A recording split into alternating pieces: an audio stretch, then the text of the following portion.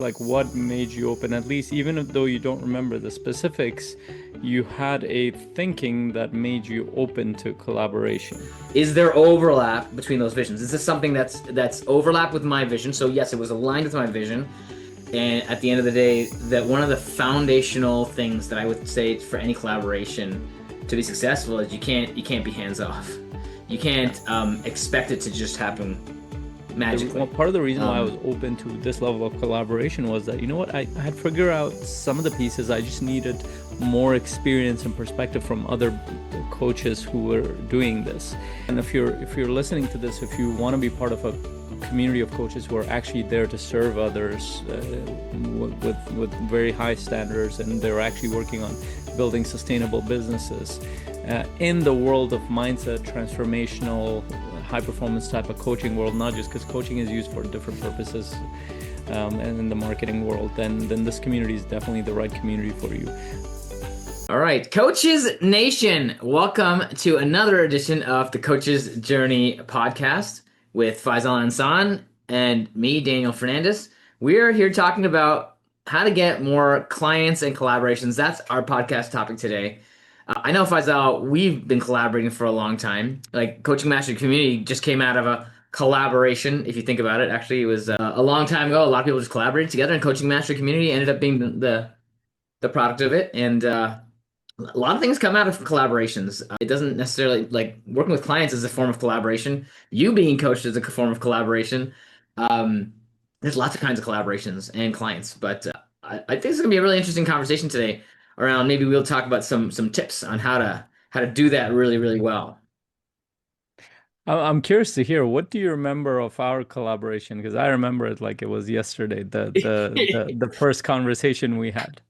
Honestly, I remember where we were in the hotel. I think I'm gonna say it was in, I want to say Arizona, but I could be wrong on that. It was definitely somewhere warm. It And was Arizona, it was Phoenix. yeah, okay, I thought so. And I think I remember when it was. And I think there's a whole bunch of people sitting, and somehow we got to talking, and we talked about collaborating, and then later, like I can't remember. I have some memories of this, just like images, but I've heard you tell the story a couple times, and that's formed by part of my memory. So go ahead. Why don't you refresh my That memory? replaced your memory. A little bit, and I'm okay with But that. no, even if you don't remember the specifics, what made you be open to the collaboration with CMC? I don't Because know. you were very busy at that time. I remember you still are, but you were at that time. Yeah, because I had a full-time job. This would have been 10 plus years ago. So I think I still had a full-time job at that time, right? What year Not was 10. It this? was it was before COVID. It was the year before COVID. So we're talking Oh no, no. It was long 2019-ish. before. It was long before. 2018 or 19, one of them. Wait a minute. 2018. Maybe this during my world travel year, or was this after? This was after, right? Or was it during? If it was 2018, it was during the world travel year. Maybe I came back to the States for a conference. That's possible.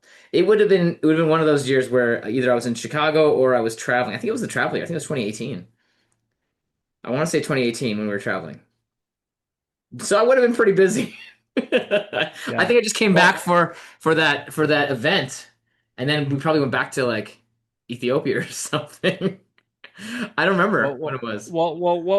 aside from the specifics, do you remember what made you collaborate? What made you open to be this? I think I don't remember exactly the details of it, to be honest, but I do remember that at the time I was very like I'm a very collaborative person. I'm very open and collaborative, and so when I sense somebody else is like that, it creates opportunity and it creates like a certain energy. And not like there's been a lot of times where people have like, oh, let's do this thing, and we never do anything, right? Like because like it just wasn't right, or there was no follow through from one of the people, or somebody just wasn't as interested.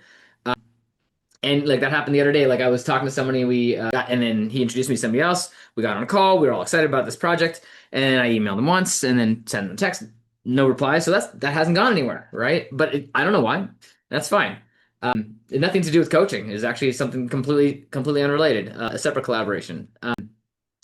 But in this case, like I think it probably had a lot to do with your energy and like just the to me like enthusiasm goes a long way. If you're enthusiasm and passionate about something, and your energy is open and like I can connect with it, that's a pretty good sign for next steps. Because like we had no idea what that really meant. Like if you think about the journey we've been on since then, like I would have had no idea like what I was getting myself into at the time. But I was still excited to see where this journey went, right? And to see what it was. I mean, I think I probably thought what I thought probably thought I knew kind of what it was, but that wasn't true. Yeah.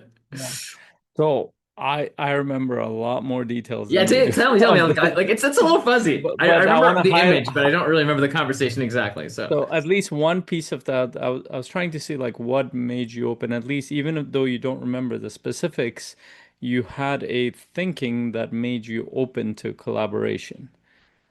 well, So it's there was a probably around mindset behind probably it. around. So, like, I have a goal. I have a path that I'm on. I have sort of a vision of where I want to go. This other person also has some idea or vision that they're talking about.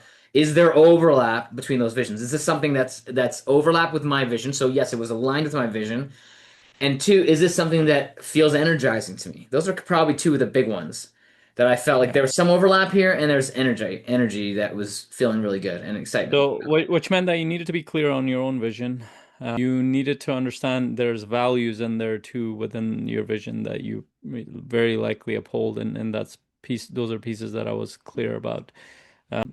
Values, that's a great one. Yeah, So that's wrapped up in your clarity and vision and all that stuff. yeah, that's true. There were values in there, there was vision in there, and there was it's like who overlaps with that in there. And so I remember the exact setting because I saw you a few hours before. In fact, you were one of the coaches that this was the one of the I think this was the last certification Brendan Burchard did before the COVID craziness hit. Maybe it was Um, 2019 then. yeah, so that was the last time I traveled because I would travel to pretty much most of them, at least every other year, if not every year. I've also done every year too, because That feels I so love recent, to. 2019, but like that's 7 years ago It's not. almost. It's been like 7 years, so I was it's like, been a it can't have been while. that recent. I mean, it must have been a decade ago. But actually, no, Yeah. it has been almost a decade, 7 years. So Go ahead, go ahead. at the time, that was very interesting because Daniel was one of the first coaches trained by Brendan Burchard, one of the first class, right? It I was was in the 2000. original class. Yeah, that's right. You were in the original class, and Brendan Burchard got everybody to kind of get up who were the original. I think you got a gift too because of that. Oh, was that the And time we got those little video cameras? He had like seven. There's yeah, 7 people there who were there from the beginning. I was still there, so like I think he brought us up on stage and gave us all like a Sony. yeah, I still have it. A Sony a vlogger camera. Back at the time, back in the yeah, day, that was huge. So yeah, I remember right. that was the event. I think that was 2019. I want Yeah, to say. so I also ran into you in the hallway and I congratulated you. And I don't know if you remember that you went to talk to Michelle Huliev at that point. And I might have said something, well, that must have taken a lot to be there. Like you must have lots of really cool skill sets to be at this point. Like we all have our weaknesses and strengths. I think you said a version of that, and then we That's moved probably what I would say. So later on in the day, it was I think one of it was the day before the last day. I was sitting there and you actually came beside me and we were supposed to practice strategy session. Oh, yeah. Now do you remember? That sounds right. Yeah. It's So coming you back. even asked me, I don't know how I remember all these details, but you even asked me as like who Who do you should want be to the go coach or or do you want me? client, Who right? should be the coach or client? I said, what would serve you? And you're like, I do I think remember I've this. been a client when, so you decided to be a coach. I'm like, okay, that I was open to it. And that was actually a really good coaching session. I ended up crying, if you remember. And it went towards now, here's the cool part. It went towards my values more as a, like we talked about my family and how I was feeling guilty about certain things, if you remember.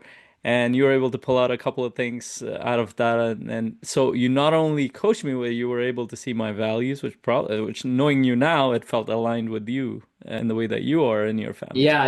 You know, this is coming back to me now because I do remembering this when you told me the story last time, which was a few years ago that we talked about this, I think. And I do remember a strong sense of alignment of values. And Yeah. you can't always know, right? Like you can go into business for somebody with 10 years and then find out values differences later, like things that come up that you didn't expect and you learn about people. But you know, with you, I did certainly sense a huge values alignment, and I didn't know at the time how important that was for collaborations. Oh my gosh, today it's like almost nothing else matters anymore compared to Wow. that. So that's the first clue for anybody listening to this. I don't care if it's a client or a business partner or a So, friend, right. like if the values alignment is not there, like we were in an interesting situation where I had to become open very quickly in a coaching session and he was able to see it quickly. Even though Daniel didn't connect it to that, but that was one of the reasons why he was kind of attracted to what I had to say.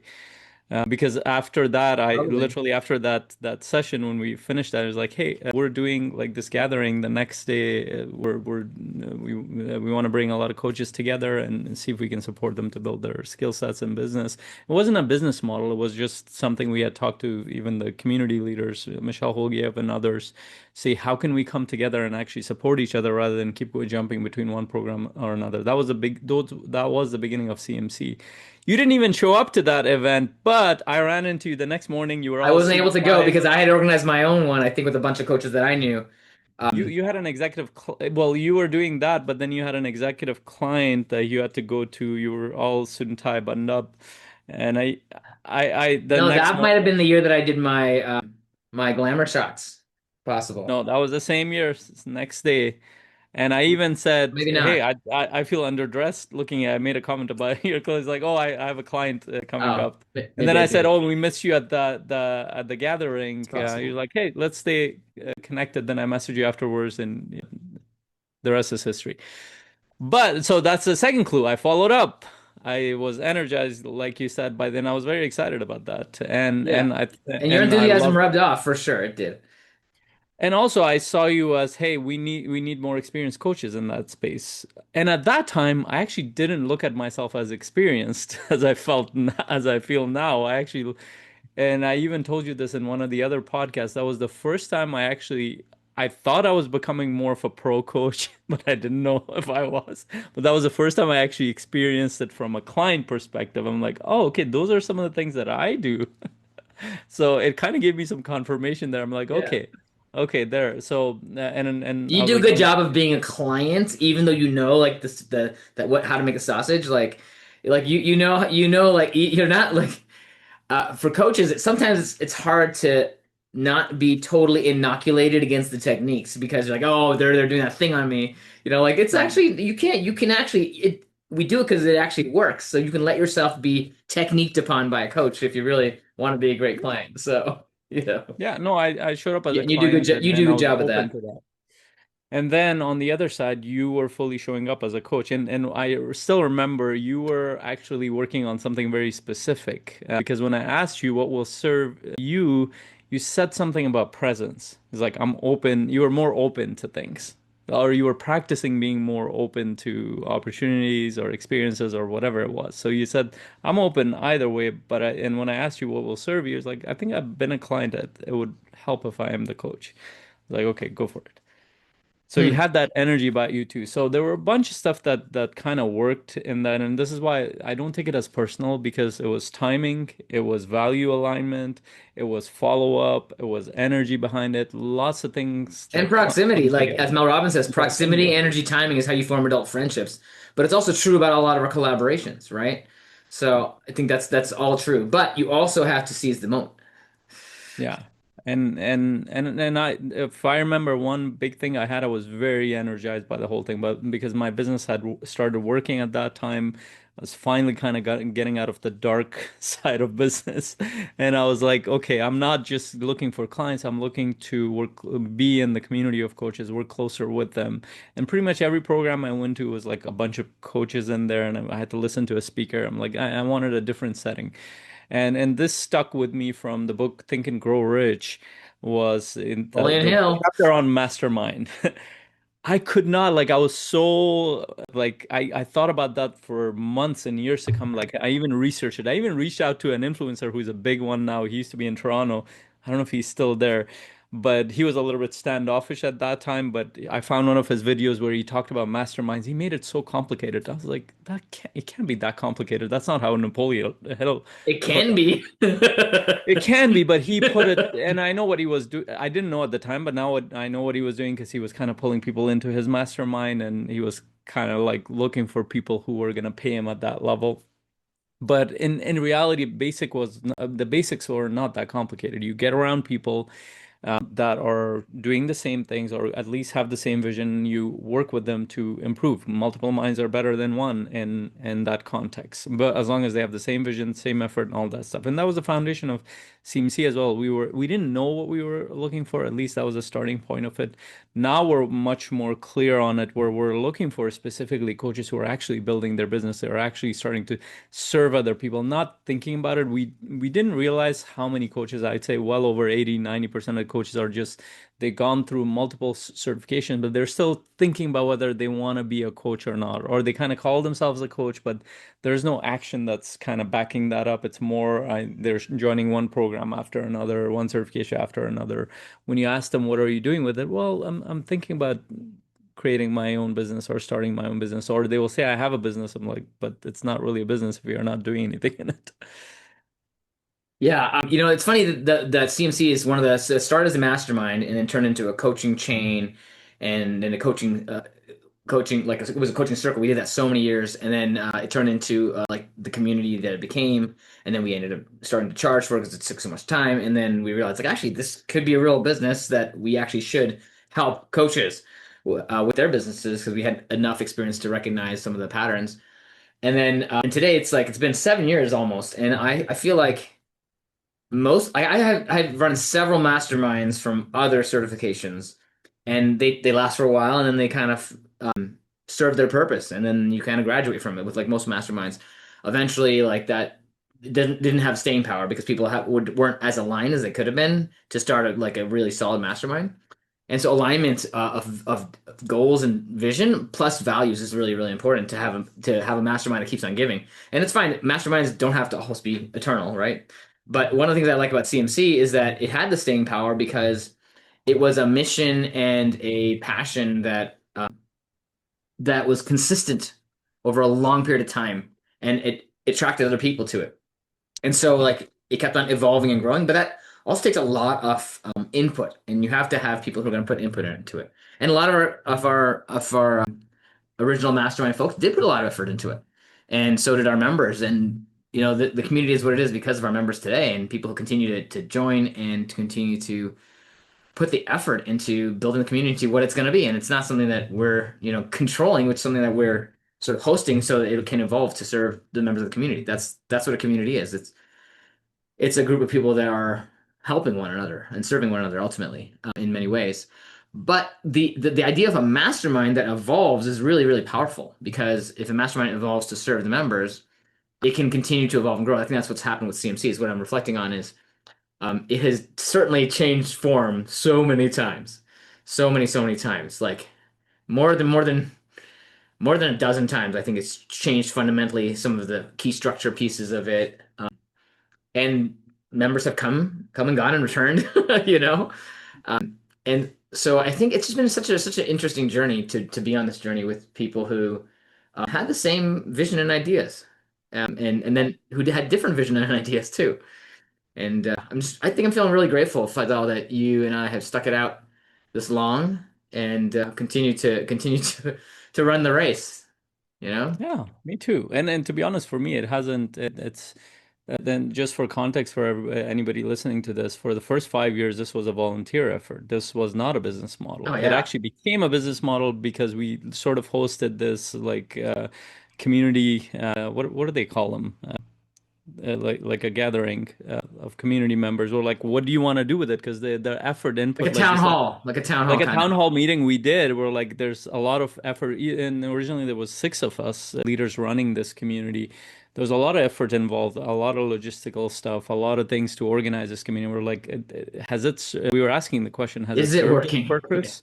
Is Yeah. it working? But the input that we got is that, yeah, it is. Why don't you guys just continue this? If it's worth it for you guys, why don't you continue it as a membership model, as a business model? And then we had to sit down and figure out what The that looks people like. spoke and said, like, you probably need to charge for this, basically. Yeah, and that's what we did, and that was a couple of years ago. But we've been testing it for the past 7 years, so it has a lot of, and it has the mission has always been the same, that the part that has shifted is the strategy, how we support, we've been testing different ways to support coaches, and we've learned a lot through the process. And that's why I think a lot of it has it has longevity behind it, because we've had to test a lot of the pieces of it. We know what doesn't, at least we know at least what doesn't work if we don't know what works. But we're now finding out elements of what's working with coaches testing this out on the world, and it's evolved into a mentorship slash mastermind program that actually pushes coaches to grow. And the reason why I'm sharing this is that the mission we have, the vision that we have, is that we're not just, this is not neither Daniel's or mine's primary business. We're coaches out there serving people in our own businesses. We connected with this because this actually helped us grow in ways that it was surprising in the beginning. For me, it was very surprising because it helped me accelerate my skill set. It helped me accelerate my awareness of the business, knowledge behind it, and has gotten better and better, and helped me understand what it's like to lead, collaborate, and so many things that we've done in this. And that's why we're constantly attracting other coaches who are open to growing their skill sets in business and in their skill sets as a coach, and learning how to collaborate with others. Yeah.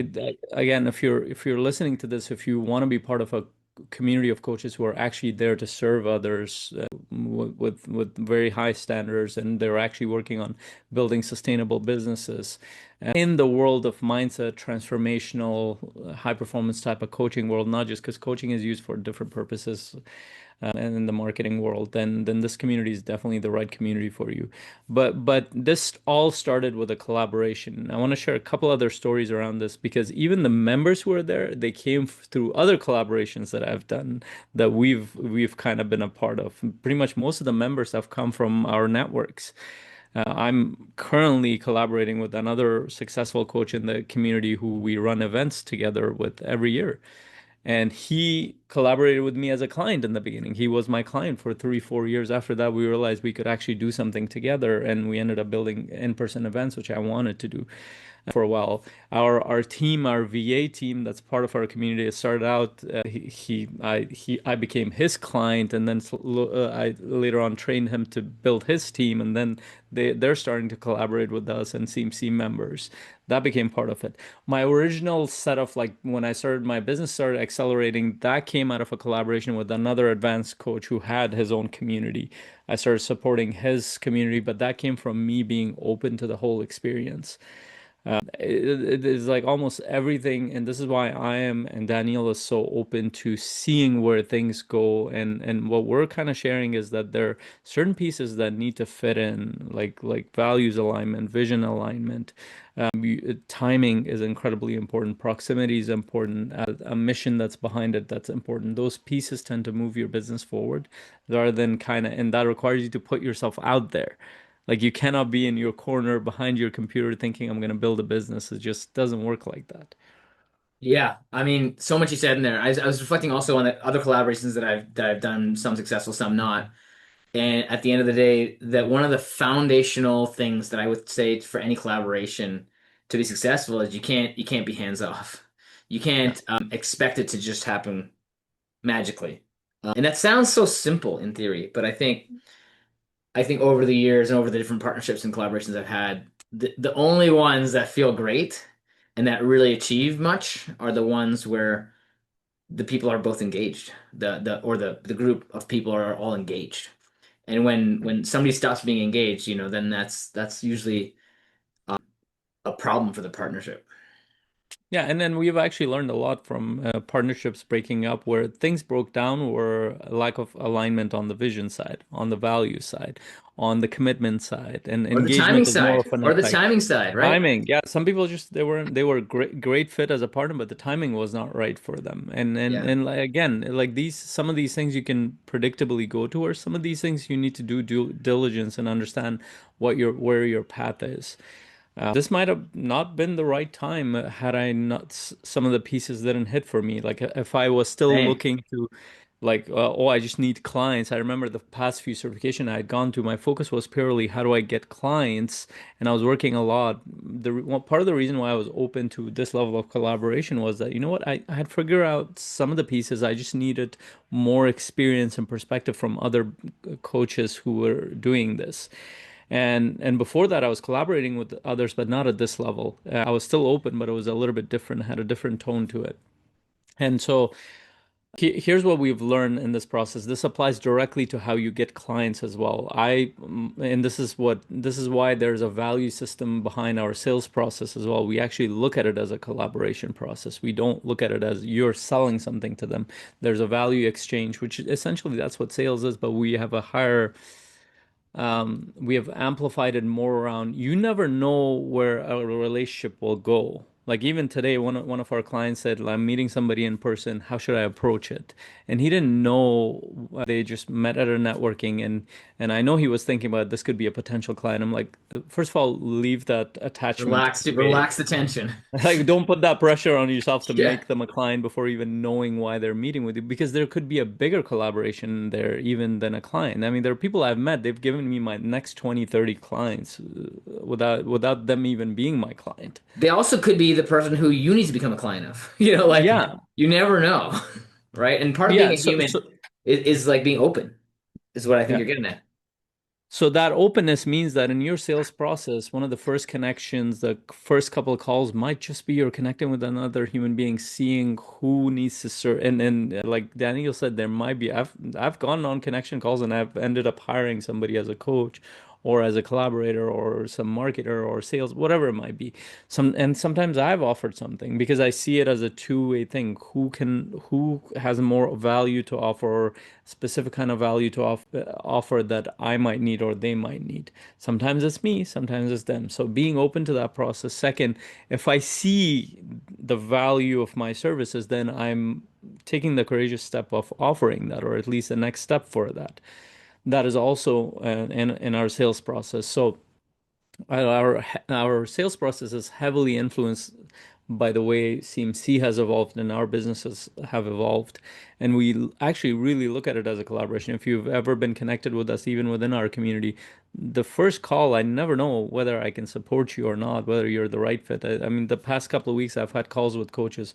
At the end of it, I didn't think they were the right fit, and I didn't think we were the right fit for them. I said, hey, go take advantage of our podcast and some of the resources we have in our community. But when you're ready, let me know. Like this is where when we could serve you. Yeah, and I think that there's a really big key here to frame our entire podcast, which is supposed to be about how to get more clients and collaborations, where what we're talking about is a frame and a mindset that you take with you to every interaction, which is that openness, right? For when you meet new people, when you connect with people, when you have those first conversations with them, if you're thinking in your head like, oh, you better become my client because you're starting for money and you need clients, well then you're gonna stunt that relationship. It's just like in dating, if you get really, really needy, they're like, oh, if they start running, right? Yeah. And that's why we get ghosted as coaches, right? It's like you appear needy, and that means that your interest is in yourself. It's more self focused than it is others focused. And so when you become others focused, you become open, you become curious, you become humanly connective and receptive, suddenly you can have a real emergence from that real conversation. And sometimes that conversation leads to potentially you supporting them as a coach, and sometimes it doesn't. And if you can let go of the attachment to what that is and focus on the person in front of you, that is something that will lead to collaborations. Like me and Faisal were talking about how CMC formed. That's something that happened. Like we were just open to whatever could happen. He invited me to a thing and we started talking and the next thing you know, we're leading this mastermind of stuff. And then the next thing you know, that evolved into something else, and then that involved something else, and then became a business, and then all this stuff, right? And now we're still working together on it. And and other conversations I've had, I ended up hiring a coach, or I ended up getting a client to hire me, right? And so like it just depends. And other times it's about something else. Somebody my wife needs to talk to, right? Somebody that can help me with something else in my neighborhood, or whatever the case is.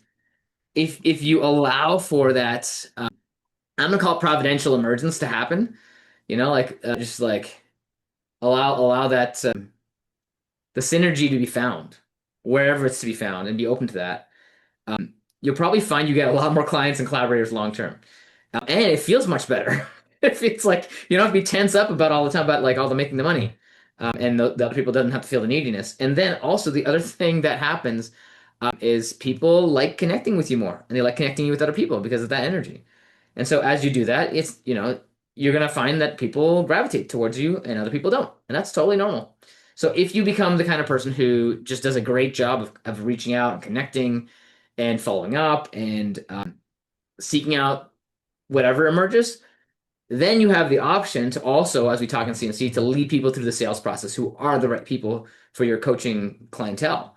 If you meet the people who need your help and who have those support needs, then you can lead them to the next step of the process, which is a different element of the skill set of connecting, right? If somebody is in front of you and they see it and you see a support need, you can ask them, would you like support with that? Because that's something that is emerging naturally in the conversation. Of course, you're always scanning the conversation for what are they telling me, and how can I add value, and how can this could we collaborate? What's the opportunity here, right? What's the overlap and mutual exchange of value? That's part of every natural conversation, even with your parents, even with your family. It's like, how can this conversation go well, right? How can I help make this conversation great? So like that's part of the process, and I love that that's our philosophy at CMC, which is like make these conversations human and relational, and you never know where that leads, and it will also lead to clients. Yeah. And well, one of the things that I always hear from coaches that come in, especially those who have done a little bit of sales, coaches who haven't actually offered anything out in the marketplace, they're too scared and to offer anything, to put themselves out there usually because they have this attachment to if I talk to them, what happens if they think some way of me or they reject? They have this rejection fear behind it. Or what would happen if I fall flat, which you will generally. Like they have these weird beliefs and thoughts, and we all have them. And I had them in the beginning. But then coaches who have put themselves out there, they also have this weird attachment. And I literally got a couple of messages today from some of our members where it's like, I hope this turns into a strategy session. I hope this turns into a client. I'm like, don't go with that energy. You're gonna, it's like that will not serve them or serve you because you don't know where they are. And this is why we do take them through this exploratory process to figure out whether we can serve them or not, and if we can serve them. And if we can, then that makes the conviction all the more higher because now you can say, hey, you know what? It sounds like this is going to serve you a lot. How can we make this happen? And when that happens, it naturally goes towards working together. There's a value exchange that happens.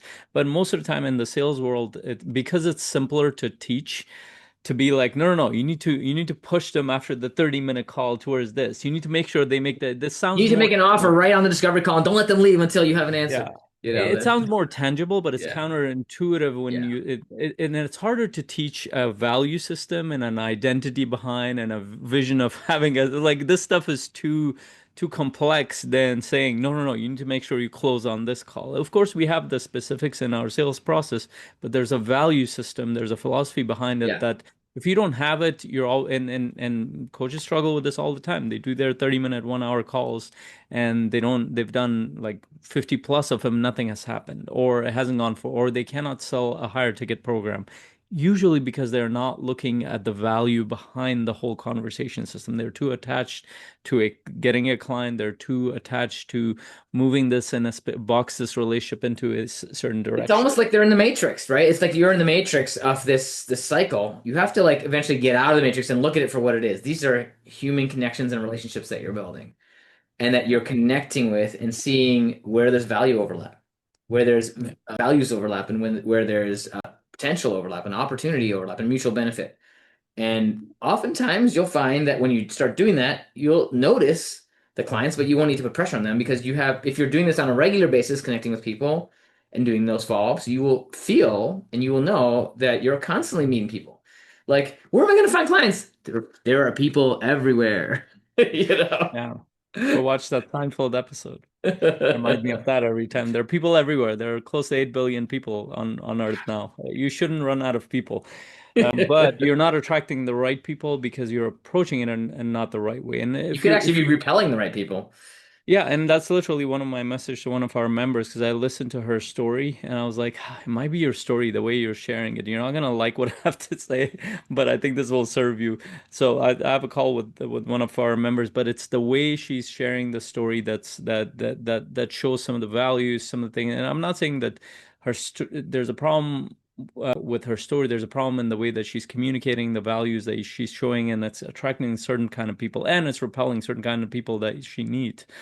But if you're looking for a community of coaches who are serving people at the level of mindset, transformation, performance, if those kind of things are or emotions or And relationship coaching skills or too, and sales parenting, skills. yeah, within and a community of coaches who are actively working to build their business, a sustainable business that that builds their lifestyle but also serves others at the highest level possible, then definitely join our free community because it's going to serve you a lot. If you feel aligned with our message, our community, our philosophy, values, this will be the if you don't feel aligned with it, that's fine.